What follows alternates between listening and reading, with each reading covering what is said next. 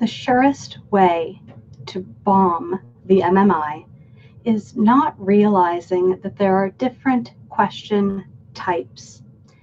It's often said that there's no way to prepare for the MMI, and in a sense, that could be accurate in that you never know exactly which questions you're going to get. So you can't study and memorize particular answers and prepare in that way. However, you can absolutely prepare for different question types. So what I'm going to do today is tell you the different MMI types and give you one or two tips for each of those question types. This is something that we work with students very frequently at BeMo. So I'll give you some of our little easily accessible, easy to remember tips to help you get through these different kinds of stations. Before that, hi, my name is Dr. Sarah Cleve, and I'm an admissions expert at BeMo. So we've identified several different types of MMI questions. Like I said, I'll give you a few little tips. However, over the next few days, we'll be posting some things more in depth about MMI. And you're also, of course, always welcome to browse our blog where we have tons of information about all of this. So first, we'll go with scenario. So these often are the most common kinds of questions where you're given a real-life hypothetical scenario, you're given a role, and you're asked sort of how you would navigate this situation. Now, these can be really complex. There are all different types of scenarios. Sometimes you'll be dealing with ethical dilemmas or conflicts of interest, issues around patient autonomy, around informed consent. So there are a whole lot of different types or subheadings under this one particular heading of question. One thing that's really important to note, though, is that a lot of the scenarios that you'll be given will, number one, have a lot of extra information that isn't necessarily immediately relevant, and that a lot of times the prompt itself can have some assumptions built into it. Maybe you're told something by a friend or a colleague, maybe you witnessed something, and you're told in the prompt how you've interpreted that. So this can be really tricky. You want to make sure to look out for that. So in terms of that extraneous information, you want to be able to look at a scenario and figure out what the most pressing issue is. Sometimes there will be some related pressing issues, but being able to boil down a lot of information, reduce it, concentrate it to its core essence, what needs to be done here and now, is identifying that most pressing issue. Generally, it's going to have something to do with stepping in for or ensuring the well-being of a vulnerable party. And in terms of those assumptions, you want to make sure that you ask questions of the prompt itself or put a little pressure on the prompt by showing some skepticism, right? If you've heard something from a friend or a colleague, you're going to want to verify that before you move forward full force, full steam ahead to continue constructing your answer. So next, policy type questions. So policy type questions tend to be connected to big ethical issues maybe in the news, in current events, or long-standing debates. What is your opinion on legalized recreational marijuana? What is your opinion on physician-assisted dying? These sorts of things are policy type questions. Now, it would seem normal to come out very assertively and state your opinion. However, what we recommend is taking a moment to ensure that you acknowledge that there are valid points on multiple sides of an argument, right? Being able to be a mature person in the world, basically, is being able to say people with whom I disagree may also still have valid points that are worthy of consideration. Right? I think that my points hold more weight or are more, connected to what's actually going on or something like that. There's a reason that I have the opinions and convictions that I have, but I acknowledge that there are other concerns as well that also deserve some deliberation. So that's a great thing that you can do in policy type questions. Next is what we would call personal or quirky type questions. And these are two sort of semi-separate question types, but they're both looking for the same kinds of things. So personal questions would be, tell me about a time you came into conflict with a superior. Tell me about a time that you failed. Tell me about a time that you succeeded. What's your greatest accomplishment? And then quirky type questions can be kind of fun questions, actually. If you could be any kitchen utensil, what would you be and why? If you could have superpowers, which superpower would you choose and why? So all of these things are looking for those sort of internal qualities and motivations. Quirky questions obviously want to see how you're going to think critically and creatively on your feet and under pressure. So they can really catch you up if you're not prepared to answer them or prepared to think through them. You want to make sure that you always have that sense of service orientation, of prioritizing either patients if you're going into a medical field or vulnerable persons as part of your answer, or any other quality that demonstrates the kinds of things they're looking for when they're looking for that good fit, right? Communication skills, ethical responsibility, reliability, resilience, adaptability, all of those sorts of things can be identified in various ways by addressing quirky questions. And those personal questions, usually you'll have some of these narratives planned out in advance because you'll have completed your applications and things by then.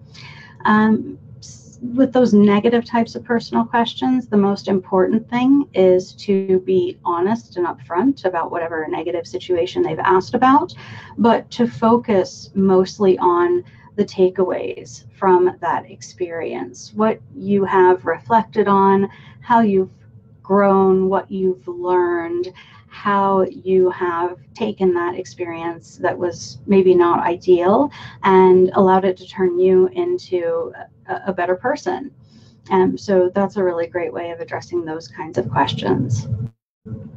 Now, the last two that I'll talk about are two of the most complicated and two of the most sort of dreaded kinds of MMI question or station.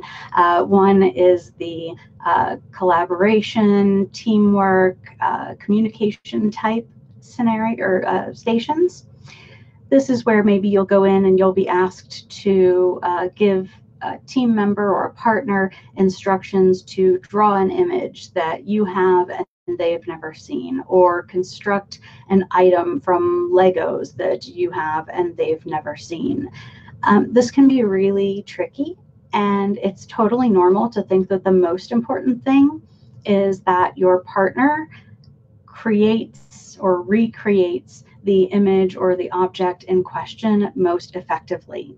And that is important, absolutely. You want to be able to give good directions that they can follow.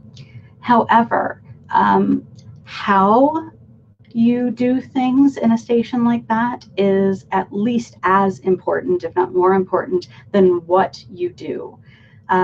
The process itself is, again, at least just as important, if not more important, than the end result of that process. So being really careful with your communication to make sure that a non-specialist is able to follow along, that you're giving very, very precise step-by-step instructions, checking in with your partner on occasion to make sure that they're following and they feel comfortable moving on to the next step.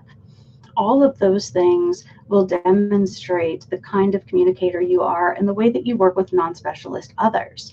Whatever profession you're going into as a profession, you will constantly, or within that profession, you'll constantly have to engage others who aren't part of that sort of inner circle or aren't part of that professional world and help them understand complex topics from the perspective of a specialist. And to do that, you need to be able to break those complex ideas down. And that is one of the key things that's being evaluated in these collaboration, teamwork, drawing or construction type stations, is whether you can break that information down effectively for someone else. And then finally, the acting station. Acting stations are really awkward if you're not used to them. They often deal with really negative or difficult situations, ethical conundrums, breaking really bad news to a person or being there for someone when they get bad news of some kind. So knowing exactly how to navigate this is quite difficult, but with practice, it becomes much easier, especially if you know the kinds of things that they're looking for. So one of the techniques that we recommend for acting stations is what's called the SPIKES protocol, SPIKES, SPIKES protocol, developed by Dr. Walter Bale. This is key for breaking bad news of some kind, and there are pointers there that are useful in any number of different contexts. So here's the SPIKES protocol. First, the first S is setting up.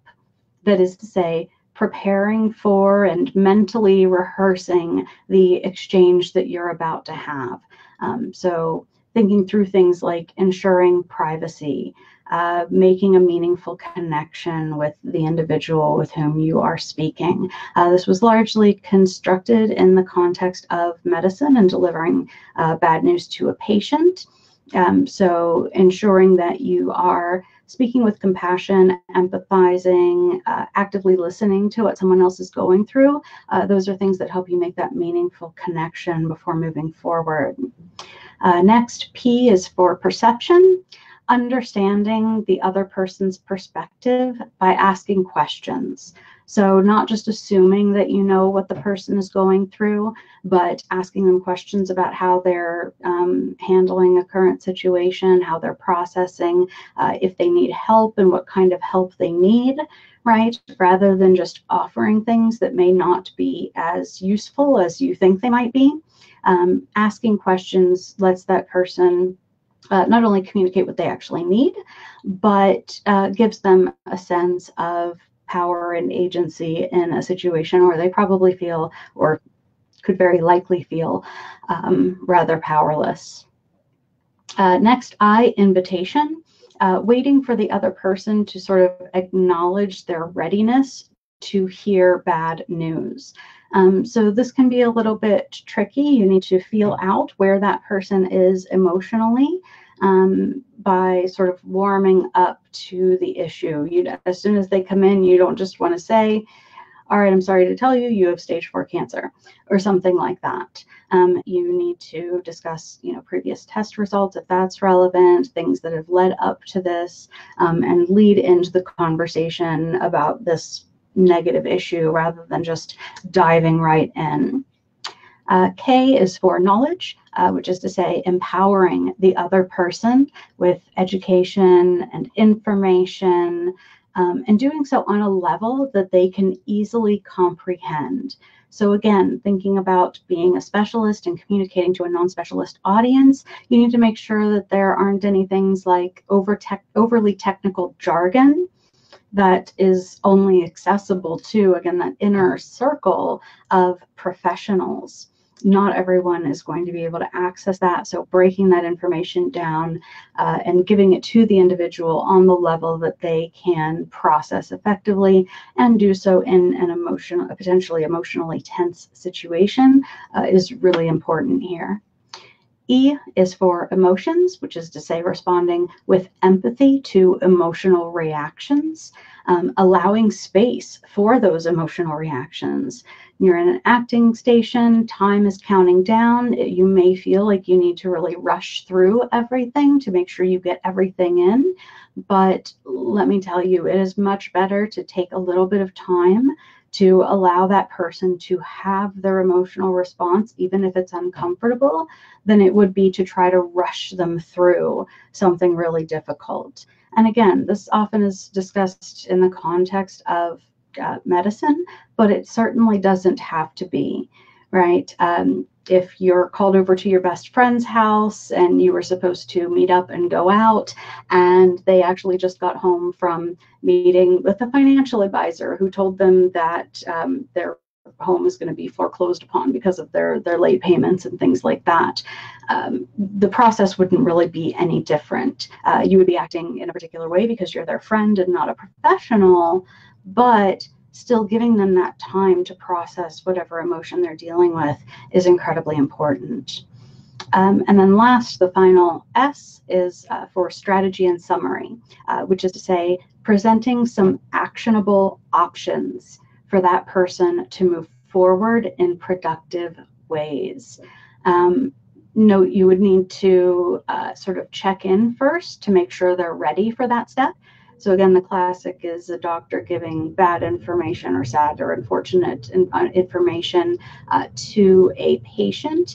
That patient might need a day or two to deal with the emotional reactions, to connect with their family and loved ones, to think through just how they want to proceed with this, and might not be ready to be burdened with a bunch of steps, procedures, techniques, experimental options, all of those sorts of things just yet.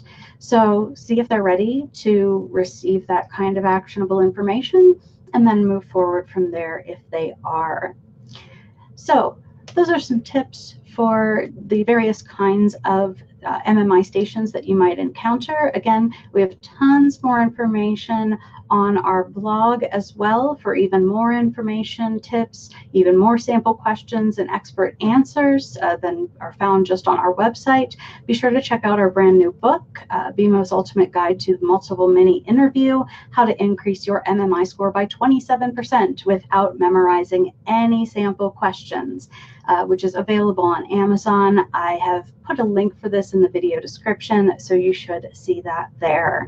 Again, always check out our blog, though. We also have tons of free resources, but this is our absolutely most comprehensive book on the MMI. So I hope you found this video helpful and that you enjoyed it. If you did, please do go ahead, like it, share it with a friend who might find it useful and benefit from it. Feel free to comment with any questions you might have. Shortly after the live session is over, I'll make sure that the video is accessible for those purposes. If you'd like us to help you out, click the link that should appear either above or below the video to schedule for a free consultation, and we'll set you up with one of our admissions experts to answer any questions that you might have and get you started on your preparations. We have all sorts of different programs available to suit whatever your needs are, and we are happy to work with you to determine which plan is going to support you most effectively. Thank you so very much for your time. Take care, and I'll see you next time.